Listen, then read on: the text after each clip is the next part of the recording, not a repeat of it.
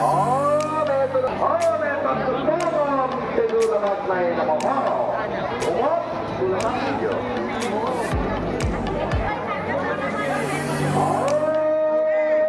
এয়া মই আৰু চাইনিঙৰ আগত উপনীত হৈছোঁ যে যি আমাৰ উপনয়ন কাৰ্যসূচী আৰু যি বিয়া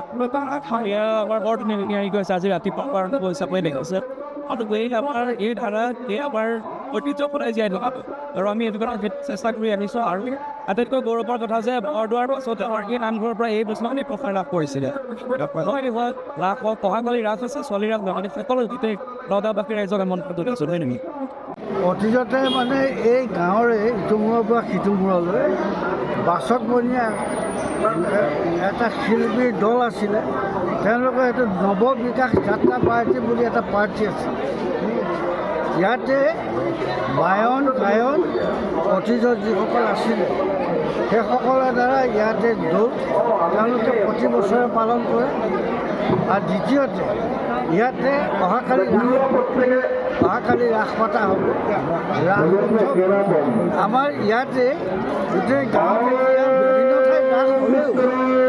ঠাইত ৰাস হ'লেও ৰাসৰ জন্ম ইয়াতে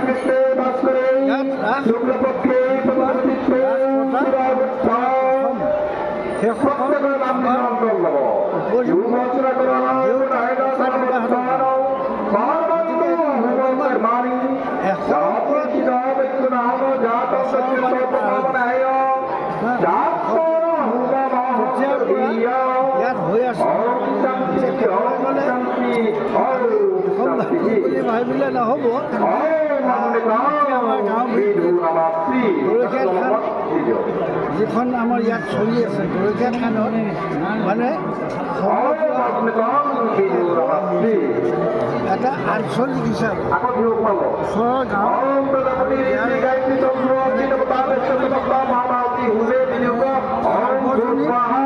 সাৰ্বজনীন হিচাপে মানে পৰিগণিত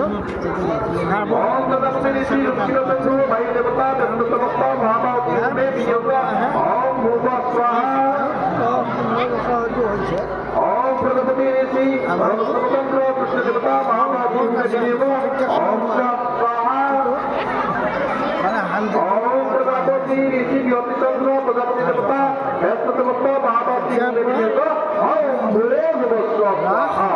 আৰু দৌল আমাৰ এই অঞ্চলত নাই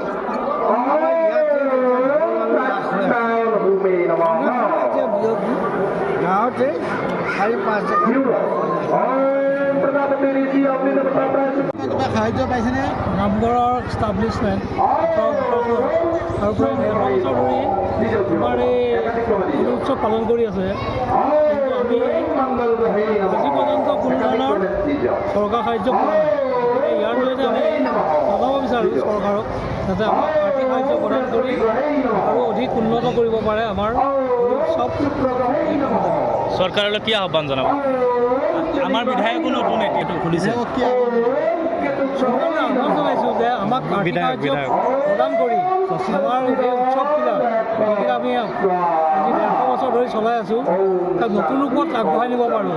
তাৰে কামনা কৰোঁ আমাৰ মণিপুৰ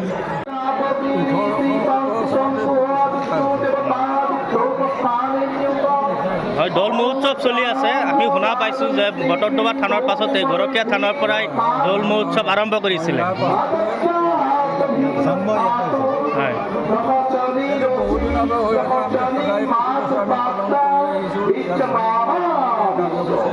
ইয়াত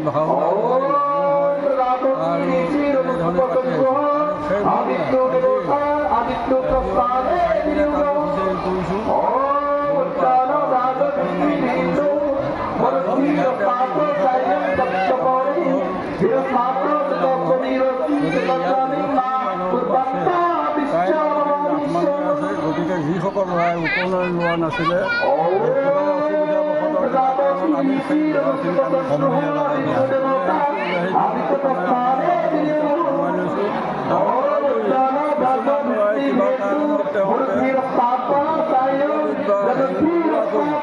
বিয়া বাৰু সামাজিক মাধ্যমে নহয় গেমৰ আওতালৈ আনিবৰ কাৰণে আজি আমি তেওঁলোককো এই পৰ্বটোতে আমি মানে হেৰি কৰিছোঁ আৰু তাৰোপৰি আকৌ কাইলৈ আমি মানে পাতিম মানে আমি